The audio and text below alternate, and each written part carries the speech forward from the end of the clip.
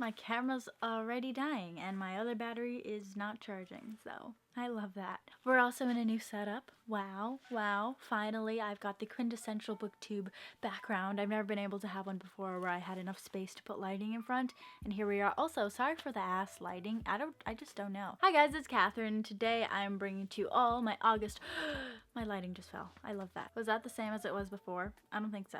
Great. Today I'm bringing to you all my August wrap up, all the books that I read in August. I mean, not that there were that many books because August was another rough month. Like, honestly, I have the worst luck in the world in literally every single thing you might imagine. Like, things you might not even think about just went wrong in August, especially towards the end of August. So I started out in August reading a physical book, which is big achievements because I haven't been reading that many physical books this year. And then I didn't really read anything throughout August, was having kind of a rough month, and then towards the end of August I was like, crap, I really like making wrap-ups because I don't know, I really like making these kinds of videos. So I was like, you know, in a pinch to finish some audiobooks so that I could have more to talk about in a wrap-up, to actually film a wrap-up. Yeah, I managed to finish 2 audiobooks during like the worst week of the whole summer. So yeah, I don't mean to complain all the time, but you know, just sometimes, or most of the time, I just have things to complain about. But yeah, it's just life. Things happen, but I'm alive, so that's what truly matters, right? So stats for this month, I read 3 books, one of which was a physical book and 2 of which were audiobooks.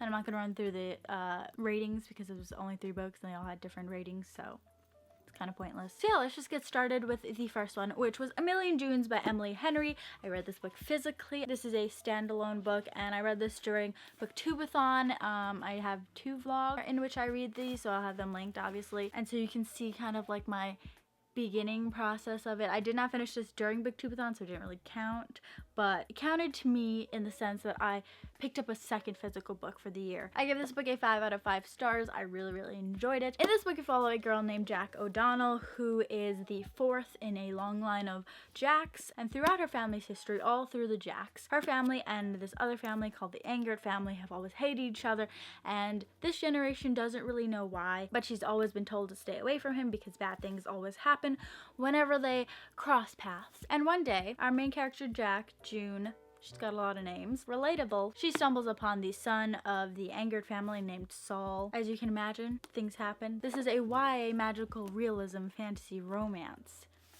Those things happen and they kind of come together to figure out why their families hate each other and this mystery of why, as well as her just kind of like dealing with mourning her father who she lost and just basically just trying to figure out what's going on with this like curse that is on their family. So it's like magical realism, so we've got some ghosts in here. It was really good. In the beginning when I first started this, I had so many like hang-ups about it because this is magical realism. All I really read is fantasy, as you can maybe tell. I don't really read things that take place in the real world because I just find them incredibly boring and cliche, and I just don't really like it. Like, that's just not my forte. I'd rather read something that's in a made-up world. Like, I live in the real world. I personally don't really want to read it. But anyways, so I was like, magical realism, there's ghosts in here, so it sounds a little bit promising, and so I decided to read it, and I was so pleasantly surprised. In the beginning, I will say, as I was saying earlier, I was very hung up on the like real world aspects. I was like, this is so cliche, it's hurting my soul a little bit, a lot of it. Like the main dude named Saul, the love interest, he was the most cliche. Like when they introduced him, I was like, vom, this is such like a contemporary feeling thing going on. It was like tattoos and white shirt and black jeans and like the bad boy that she's forbidden to stay away from. I will say though, this book gave me a lot of giggles. It actually made me laugh out loud. I, as a person living in the modern world, can laugh at, you know? Like, you don't find these jokes in fantasy. That's what I'm trying to say. I will say that this kind of has a repetitive setting. It's kind of like all at her house. We don't really get to explore too much. Like, I think it would have been like a lot cuter maybe to explore the town, but it was a pretty atmospheric book nonetheless. This felt like a late summer's night kind of feeling book, you know? I really like the fantastical mystery intenseness of the story, and it was really cool how like the magical element was coming into play to like help them solve this mystery. I accidentally moved the lens while I was changing my batteries, so sorry about that. But what was I even saying anymore? The romance aspect of this book was, you know, kind of cute, like whatever. Wasn't crazy over it, like it's nothing exceptional, but it was still enjoyable enjoyable to read. It did drag on in some places, I guess, but I didn't really mind it personally. And this finally, like last year, I used to cry in like literally almost every book that I read because I'm just a very emotional person, okay? But I haven't really been crying this year. But finally, the ending of this book made me cry a little bit, and I was like, yes, blessings. So yeah, it has a lot to do with like mourning a lost family member, and I don't know, just all different. I don't know, I really enjoyed it. I cried, so that's good in my book. But yeah, overall I gave this book a 5 out of 5 stars, as I said before. And yeah, magical realism. I would read a magical realism again. So if you have any recommendations that are like this, if you've read this, you know, or if you just have like good magical realism recommendations, I would gladly take them. The next book that I read this month was Heart of Iron by Ashley Poston. This is the first book in the Heart of Iron series. I gave this book a 4 out of 5 stars, and I actually listened to it on audiobook. I have a physical book, but I listened to it. And I also actually went to a signing for this, and I met Ashley Poston. I think it's actually said Poston, but that just doesn't sound right to me. Poston. I don't know. But I met her and I got my book signed by her, and they were also giving out character cards. But these character cards are honestly so freaking gorgeous. Like, but anyways, Heart of Iron is Ashley Poston's like second novel, but the first one that she wrote. She wrote Geekerella, which was taking booktube by storm, I feel like, a little while ago, and that was like contemporary, and this is what's it called? Sci-fi. This is a YA sci-fi fantasy retelling of Anastasia. I never actually finished that movie ever, so not really sure what the outcome of that story ever was. In this book we follow a girl named Anna and her metal, which is basically like AI, named Di, and they're kind of like rogue outlaws, a part of this larger crew of outlaws that roam the galaxy. And so, being best friends, Anna is trying to do everything to be able to fix Di, and so they kind of go on this adventure to find this lost ship.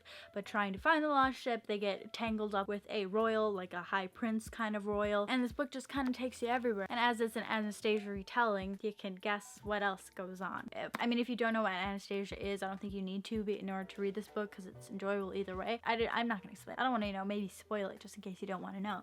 But we have a great cast of characters. I really enjoyed them. I even liked Anna, the main character. She wasn't even that terribly intolerable. We follow different points of views, perspectives from chapter to chapter. I like the story pretty well overall. Like, you can't say it's like one thing. You can't say it's like a space adventure, like a road trip kind of thing, and you can't say it's like a princess, like, in her castle, like fighting for that. It's like all of those things. Like, a lot of stuff happened in this book. A lot of like different kind of tropes, I guess. Is that what we call them?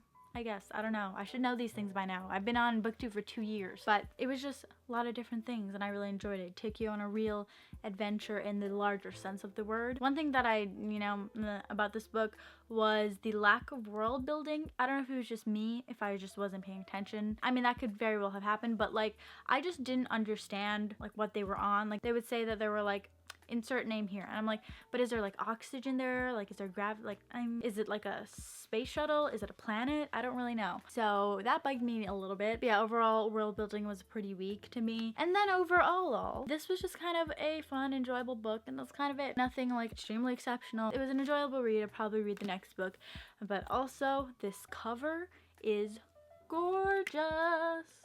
And the last book that I read in August was Onyx and Ivory by Mindy Arnett, and this is the first book in the Rhyme Chronicles, and I listened to it on audiobook, and I gave this a 3.5 out of 5 stars. I was literally like last day of August, literally 31st, I was upping the speed because like, I need to finish this by the end of the day so that I can include it in an August wrap up. So this book I just like on a whim borrowed from my library kind of. I'd like constantly been seeing it on my Goodreads, and I just like, whenever I would try to read the description, I would just like give up. Wow, I totally forgot for a really hot second what it was even about, and I just finished it yesterday. This book is about this girl who's called Traitor Kate because her father tried to kill the king, and so she's just kind of been ostracized and put into her own self-exile from her home. And so she's working as a relay rider, which is somebody that like rides mail around very fast in a very dangerous world where there are these like demons that plague the night and kill and eat people. But before she was in her self-imposed exile, she lived in the castle and had a little thing with the high prince of this land. And in the beginning of the book, they meet again, and then she has to save save him, and then just things take off, and this prince also has to start going through this trial as well. Lots of stuff happened, and I just butchered that description. But this book is a YA fantasy, so it was right up my alley. I thought this was a enjoyable story, but it's definitely not one that I haven't read before. It's like your standard YA fantasy. You know, nothing in it happened that I'd never seen before. It was a little slow in the beginning, and definitely if I was reading it in physical form, it would have taken me just a little bit longer to get through that. But in like a weird way, I was kind of invested in it somehow. Like it just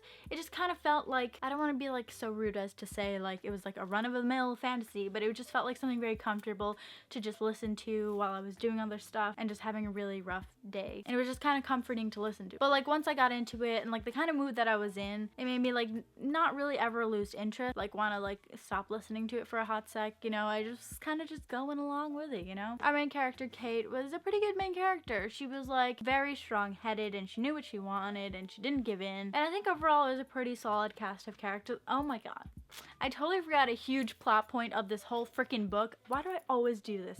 But our main character Kate is something called a wilder, which is somebody that has powers that is in hiding, and she has the power to control animals' minds, and so she has to keep that secret the whole time, and then just things happen with that as well. A lot of persecution of the wilders, so she really has to keep it hidden. Anyways, so that also happens. There's magic in there. But yeah, that's about it. I'm so sorry I kind of butchered all of this. I feel like, I don't know, it's kind of rough. Nonetheless, I hope you all enjoyed. I feel like I said this at the end of every wrap up, but hopefully September will be a better month for reading. I'll read more. So have all the books to choose from now in one place. I don't know, it feels so weird to be able to just like look at my books and be like, what do I want to read today? I feel like I just haven't been able to do that in like so long. But anyways, I hope you guys enjoy this video. Remember to check out all my social media, which are always linked down below if you haven't checked them out before. And yeah, that's it. Thank you guys so much for watching, and I'll see you in my next video. Bye! I was yours on Sunday while we watched the children play. We fell deep in love again, like we always do.